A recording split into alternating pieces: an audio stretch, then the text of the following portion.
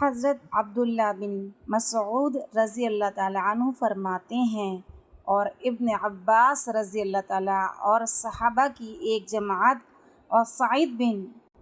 مسیب رحمۃ اللہ علیہ وغیرہ بھی یہ فرماتے ہیں کہ ابلیس آسمان و دنیا میں فرشتوں کا سردار تھا، اور حضرت ابن عباس رضی اللہ تعالیٰ عنہ فرماتے ہیں کہ اس کا نام عزازیل تھا، اور ابن عباس رضی اللہ تعالیٰ عنہ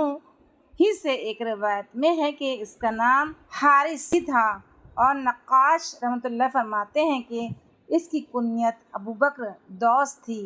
اور حضرت ابن عباس رضی اللہ تعالیٰ عنہ یہ بھی